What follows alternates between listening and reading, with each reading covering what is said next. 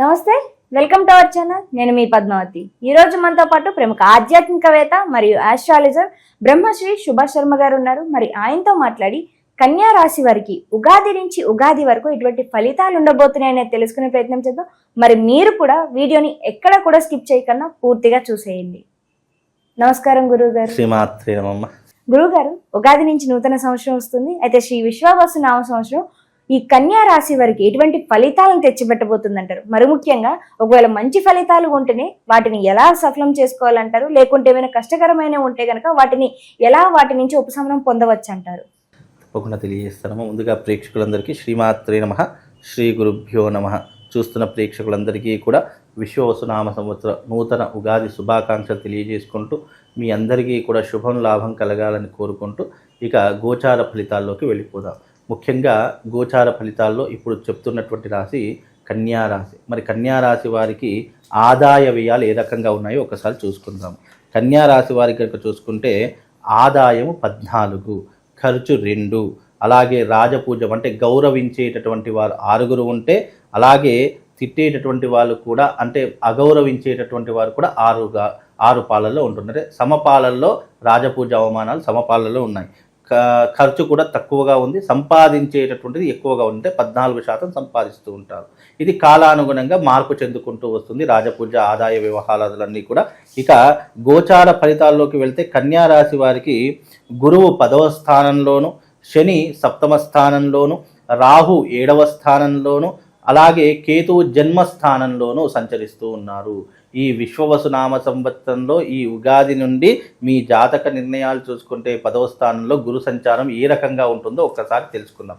ఎందుకంటే గురువు యొక్క సంచారాన్ని బట్టే మన జీవితం అంతా కూడా జరిగేటటువంటి పరిణామాలు ఎక్కువగా ఉంటూ ఉంటాయి. అంతే 10వ స్థానంలో గురు సంచారం అనేటటువంటిది ఎలా ఉంటుంది అనేటటువంటి తెలుసుకుంటే, ముఖ్యంగా 10వ స్థానంలో గురు సంచారము కొద్దిగా ఇబ్బందులను కలిగించేటటువంటి స్థానము. ఎందుకంటే గోచార ఫలితాల్లో 6 రాసుల వారికి శుభమైతే 6 రాశి వారికి అశుభం ఏర్పడుతుంటుంది. గత సంవత్సరం బాగున్నటువంటి రాసులు ఈ సంవత్సరం కొద్దిగా ఇబ్బందులు కలిగిస్తూ ఉంటుంది. ఈ సంవత్సరం ఇబ్బందులు కలిగించినటువంటి రాసులు వచ్చే సంవత్సరంలో మంచి ఫలితాలు ఉంటూ ఉంటాయి. అంటే గోచార ఫలితాలు ఈ రకంగా ఎప్పుడు కూడా అప్ అండ్ డౌన్స్ అనేటటువంటి ఉంటూ ఉంటాయి. ఇక 10వ స్థానంలో కనుక చూసుకుంటే కార్య విఘ్నత, ముఖ్యంగా అంటే కార్య విఘ్నత అంటే చేసే పనులలో ఆటంకాలు ఏర్పడుతూ ఉంటాయి. అలాగే ఉద్యోగ ప్రయత్నాలు చేసేటటువంటి వారికి విఘ్నాలు ఏర్పడుతూ ఉంటాయి. అలాగే ఉద్యోగస్తులు అలాగే వ్యాపారస్తులకు కొన్ని ఇబ్బందులు ఏర్పడేటటువంటి అవకాశం ఉంటాయి. డబ్బు కొరత ఎక్కువగా ఏర్పడేటటువంటి అవకాశం ఏర్పడుతూ ఉంటుంది. అలాగే అసహనతము అంటే ఈ యొక్క సంవత్సరము ప్రతి ఒక్క పనికి డిసప్పాయింట్ కావడము, చేద్దాము అనుకుంటే పని చేయకుండానే వాయిదా వేయడము, లేదు అని అనుకుంటే గనక ప్రతి ఒక్క చిన్న విషయానికి కోపం ఎక్కువగా రావడము, ఎవరో ఏదో అనుకుంటారని చెప్పేసి మనం చేయకుండానే మనము ఆ పనిని ఆపేస్తూ ఉంటాం. అంటే పక్క వాళ్లకు భయపడేటటువంటి లక్షణాలు ఈ సంవత్సరం ఎక్కువగా కనిపిస్తున్నాయి. కనుక ఈ సంవత్సరం వీలైనంత వరకు జాగ్రత్తగా ఉండేటటువంటి ప్రయత్నం చేసుకోవాలి. అలాగే వ్యర్థ సంచారము అంటే అనవసరమైనటువంటి ప్రయాణాలు, అంటే మనకు అవసరం లేకపోయినా సరే ప్రయాణాలు చేస్తూనే ఉంటాం. దానివల్ల డబ్బు కొరత ఎక్కువగా ఏర్పడుతూ ఉంటుంది. మన పని లేకపోయినా సరే, అక్కడ మనం అవసరం లేకపోయినా సరే మనం ఊరికి తిరుగుతూనే ఉంటాం. బంధుమిత్రులతో కానీ లేదంటే స్నేహితులతో కానీ ఇలాంటి వ్యర్థ ప్రయాణాలు ఎక్కువగా చేస్తుంటాం. అలా వ్యర్థ ప్రయాణాలు చేయడం ద్వారా డబ్బులు అధికంగా ఖర్చు అవుతూ ఉంటాయి. కనుక ప్రయాణాలు విపరీతంగా చేయకండి. ప్రయాణాల వల్ల మనకు నష్టం ఏర్పడుతుంది తప్ప లాభం అనేటటువంటిది ఏర్పడదు. అలాగే వ్యర్థ సంచారంతో పాటు వృత్తి యొక్క భగ్నం ఏర్పడుతుంది. చేసే వృత్తిలో కానీ వ్యాపారంలో కానీ లేదు అంటే ఉద్యోగంలో కానీ కొన్ని ఇబ్బందులు ఏర్పడతాయి, భంగం ఏర్పడుతుంది. ఉద్యోగ భంగం కానీ వ్యాపార భంగం కానీ ఇలాంటివి ఎక్కువగా జరిగేటటువంటి అవకాశం ఉంటుంది. అంటే వృత్తిలో నష్టం ఏర్పడుతుంది. చేసే ఉద్యోగం ఎప్పుడు పోతుందా అనే భయాందోళన పెరిగిపోతూ ఉంటుంది. లేదా నీలాప నిందలు పడడము, చేయనటువంటి తప్పుని మన మీద వేసుకోవడం, లేదా అనుకోకుండా ఎవరో చేసిన తప్పుకి మనం శిక్ష అనుభవించేటటువంటి పరిస్థితులు ఈ యొక్క విశ్వవసునామ సంవత్సరంలో ఏర్పడతాయి. కనుక వీలైనంత వరకు కన్యా రాశి వారు చాలా జాగ్రత్తగా ఉండేటటువంటి ప్రయత్నం చేసుకోవాలి. అలాగే 10వ స్థానంలో గురు సంచారం వల్ల వీళ్ళకి ఏంటి అంటే ధనధాన్య ప్రాప్తి అనేటటువంటిది చాలా తక్కువగా ఉంటుంది. సంపాదించే తక్కువగా ఉంటుంది. కుటుంబం గడవడం చాలా కష్టంగా మారిపోతుంది. అయిన వాళ్ళు శత్రువులుగా ఏర్పడేటటువంటి అవకాశం ఏర్పడుతుంది. అయిన వాళ్ళే బంధువులే మన నుంచి దూరం వెళ్ళిపోయేటటువంటి అవకాశం ఉంటుంది. మాట్లాడడమే కష్టంగా మారిపోతుంది. కనుక 10వ స్థానంలో గురు సంచారము ఈ రకమైనటువంటి నష్టాన్ని కలిగిస్తుంది కాబట్టి కాస్త జాగ్రత్తగా ఉండండి. ఇక 10వ స్థానంలో గురు సంచారం ఈ రకంగా ఉంటే 7వ స్థానంలో శని సంచారం. సప్తమము అంటే కలత్ర స్థానము అని చెప్పడం జరిగింది. అంటే 7వ స్థానంలో శని సంచారం చేయడం వల్ల మనకు ఎలాంటి ఇబ్బందులు కలుగుతాయో ఒకసారి తెలుసుకుందాం. 7వ స్థానంలో శని సంచారం వల్ల ప్రయాణములు ఎక్కువగా చేస్తూ ఉంటారు. అలాగే మనోవేదన ఎక్కువగా ఉంటూ ఉంటుంది. ముఖ్యంగా దేశాంతరయానం చేసేటటువంటి అవకాశం ఉంటుంది. విపరీతమైనటువంటి భయాందోళనలు పెరుగుతాయి. అంటే వీళ్ళకున్నట్టు ఒక ప్లస్ పాయింట్ ఏంటంటే మన దేశం వదిలి ఇతర దేశాలకు వెళ్ళేటటువంటి అవకాశం మాత్రం తప్పకుండా ఏర్పడుతుంది. అది ఉద్యోగరీత్యా కావచ్చు, చదువుకోవడానికి కావచ్చు, లేదు అని అంటే ఇతరేతర డబ్బు సంపాదించడానికి ఉద్యోగం కోసం కూడా కావచ్చు. కాబట్టి విదేశీ ప్రయాణ యోగం అయితే ఈ సంవత్సరం ఈ యొక్క కన్యారాశి వారికి ఉంటుంది. ముఖ్యంగా కన్యారాశి వారు 7వ స్థానంలో ఉండడం వల్ల వ్యాధి పీడలు ఎక్కువగా వచ్చేటటువంటి అవకాశం ఉంటుంది. ఆరోగ్య సమస్యలు ఎక్కువగా వచ్చేటటువంటి అవకాశం. కళత్ర స్థానం కాబట్టి భార్యాభర్తల మధ్య వైరం ఏర్పడడం కానీ, వేరే ఉమ్మడి కుటుంబంలో ఉన్నటువంటి వాళ్ళు వేరే కాపురం పెట్టేటటువంటి అవకాశం కానీ ఎక్కువగా ఏర్పడేటటువంటి అవకాశం దీని ద్వారా కలుగుతుంది. కనుక వీలైనంత వరకు ఈ యొక్క కన్యారాశి వారు జాగ్రత్తగా ఉండేటటువంటి ప్రయత్నం చేయండి. మధ్యమ ఫలితాలు ఉన్నాయి, అధమ ఫలితాలు ఉన్నాయి. కనుక వీలైనంత వరకు మీ యొక్క గ్రహ సంచారం గోచార ఫలితాలు బాగుండాలంటే దైవిక ఆరాధన చేసుకుంటూ యజ్ఞయాగాదుల్లో తప్పకుండా పాల్గొనే ప్రయత్నం చేయండి.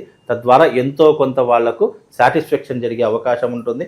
అందులోనూ రాహు 7వ స్థానంలో ఉన్నాడు కాబట్టి రాహు 7వ స్థానంలో ఉండడం కారణం చేత ఏమవుతుంది అంటే గనక ముఖ్యంగా భార్యాభర్తల మధ్య విరోధాన్ని పెంచేటటువంటి అవకాశం కానీ, కోర్టు కేసులు పెంచేటటువంటి అవకాశం కానీ ఏర్పడుతూ ఉంటుంది.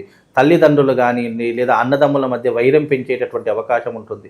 ఉమ్మడి కుటుంబాలు కలిసి ఉన్నటువంటి కాపురాలను విడగొట్టేటటువంటి అవకాశం ఎక్కువ శాతం కనిపిస్తూ ఉంటుంది. అందులోనూ డబ్బు కొరత ఎక్కువగా ఏర్పడుతూ ఉంటుంది. కనుక ఈ యొక్క 7వ స్థానంలో ఈ యొక్క రాహు సంచారం అనేటటువంటిది కూడా నష్టాన్ని కలిగిస్తూ ఉంటుంది. ఇక జన్మస్థానంలో కన్యారాశిలోనే ఈ యొక్క కేతు ఉండడం కారణం చేత వీళ్ళకు కొన్ని రకాలైనటువంటి ఇబ్బందులు, అంటే దైవాన్ని నమ్మకపోవడము, దేవతా ఆరాధన అంటే చెయ్యకపోవడము, ఇక దేవుడు అంటేనే పడకపోవడం, అంటే నాస్తికుడిగా మారిపోవడము, ఇలాంటివి ఎక్కువగా జరిగేటటువంటి లక్షణాలు ఈ సంవత్సరం ఏర్పడేటటువంటి అవకాశం ఉంటుంది. కనుక ఎప్పుడూ కూడా దైవాన్ని నమ్మడము అనేటటువంటిది పెట్టుకుంటేనే మీ జీవితం ఎంతో కొంత బాగుండేటటువంటి లక్షణాలు ఏర్పడతాయి.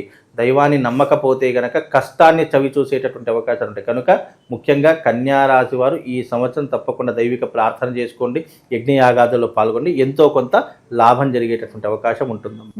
అయితే గురువు గారు, కన్యారాశి వారికి కాస్త మిశ్రమ ఫలితాలు అయితే కనిపిస్తున్నాయి. దాంతో పాటుగా ఈ కోపం విషయంలో కావచ్చు, లేకుంటే ఈ భయాందోళన విషయాల్లో కావచ్చు, కాస్త లోటుపాట్లు అయితే కనిపిస్తున్నాయి. కాబట్టి ఎటువంటి పరిహారాలు చేసుకోవడం వల్ల ఈ సంవత్సరం అంతా కూడా వీటి నుంచి కొంచెం విముక్తి కలుగుతుంది అంటారు వీరందరికీ కూడా? వీళ్ళు ఈ సంవత్సరము కన్యారాశి వారికి మిశ్రమ ఫలితాలతో పాటు అధమ ఫలితాలని చెప్పుకోవచ్చు. అంటే గురువు బాగాలేడు, ఇటు శని బాగాలేడు, రాహువు కూడా బాగాలేదు. అంటే గ్రహ సంచారం గోచారంలో ఈ 3 గ్రహాలు అనుకూలంగా లేవు కాబట్టి వీలైనంత వరకు అరిష్టాలు ఎక్కువగా ఉన్నాయి. కాబట్టి దానికోసమే ఈ యొక్క 29వ తారీఖు మార్చి 29వ తారీఖు రోజున అమావాస్య, ఆ రోజున అరిష్ట నివారణ తంత్ర యాగం చేయించడం జరుగుతుంది. కాబట్టి తప్పకుండా కన్యారాశి వారు ఎవరైతే ఉన్నారో తప్పకుండా సంప్రదించి ఈ యొక్క అరిష్ట నివారణ తంత్రయాగంలో పాల్గొనండి. ఈ సంవత్సరం విశ్వవసు నామ సంవత్సరంలో గోచార ఫలితాల్లో ఎంతో కొంత మెరుగవుతూ ఉంటుంది. వీలైనంత వరకు నెగిటివ్స్ అనేటటువంటి వీళ్ళ దాకా రాకుండా ఈ యొక్క యాగం అనేటటువంటిది వీళ్ళకు ఒక రక్షణ కవచంలా ఏర్పడుతూ ఉంటుంది. యాగంలో పాల్గొన్నటువంటి వారికి ఒక జపమాల, అలాగే ఒక యంత్రం కూడా ఇవ్వడం జరుగుతుంది. అరిష్ట నివారణ తంత్ర యంత్రము, అంటే అరిష్టాలు మీ దాకా రాకుండా, నెగిటివ్ ఇంపాక్ట్ మీ మీద పడకుండా అదొక రక్షణ కవచంలా మీ మీద పనిచేస్తూ ఉంటుంది. కనుక తప్పకుండా మీకు ఉపశమనం కలగాలి అనుకుంటే ఈ యాగంలో పాల్గొనండి. ఇది బాసర క్షేత్రంలో నిర్వహించడం జరుగుతుంది. అందులోనూ గోదావరి క్షేత్రంలో నిర్వహించడం జరుగుతుంది. 29 వరకు అమావాస్య గ్రహణ కాలం కాబట్టి ఆ సమయంలో గంగా స్నానంతో పాటు అరిష్ట నివారణ తంత్రంలో ఎవరైతే పాల్గొంటారు, ముఖ్యంగా అమావాస్య పౌర్ణమిలో చేసేటటువంటి యాగానికి చాలా శక్తి ఉంటుంది. ఆ శక్తి అనేటటువంటిది మన జీవితానికి ఉపయోగపడాలి అనేటటువంటి ఉద్దేశంతో అమావాస్య రోజున అరిష్ట నివారణ యాగం చేస్తున్నాను. ఈ కన్యారాశి వాళ్ళు ప్రతి ఒక్కరు కూడా అరిష్ట నివారణ యాగంలో పాల్గొనండి.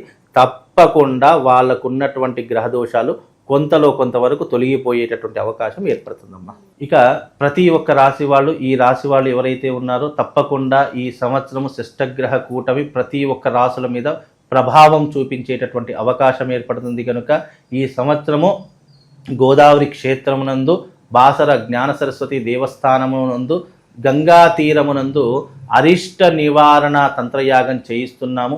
12 రాశుల ప్రతి ఒక్కరూ కూడా ఈ యొక్క యాగంలో పాల్గొనాలి. రాబోయేటటువంటి షష్టగ్రహ కూటమి కొన్ని గ్రహాలకు, అలాగే గ్రహాలలో జరిగేటటువంటి వింతలకు, అలాగే మార్పులకు, ప్లానెటరీ పొజిషన్లో జరిగేటటువంటి కొన్ని గ్రహ సంచారముల యొక్క మార్పు ప్రతి ఒక్క రాశి దాని మీద ప్రభావం చూపించేటటువంటి అవకాశం ఏర్పడుతుంది. కనుక ప్రతి ఒక్కరికి కూడా ఈ సంవత్సరం విశ్వవసునామ సంవత్సరము ఆనందంగా ఉండాలనుకున్నా, అలాగే చేసే వృత్తి వ్యాపారాదుల్లో లాభం చేకూరాలనుకున్నా ఈ సంవత్సరం జరిగేటటువంటి ఈ యొక్క అరిష్ట నివారణ తంత్ర యాగంలో పాల్గొనండి. ఈ యాగము తేదీ 29వ తారీఖు రోజున ఉదయం 10 గంటలకు బాసర క్షేత్రం నందు, గోదావరి క్షేత్రం నందు ఈ యాగము సామూహికంగా నిర్వహిస్తున్నాము. అందరూ రండి, ఈ యాగంలో పాల్గొని ఈ విశ్వవసునామ సంవత్సరంలో ఆనందంగా సుఖంగా ఉండేలా మీ జీవితాన్ని మలుచుకోండి. శ్రీమాత్రే నమః. శ్రీ గురుభ్యో నమః.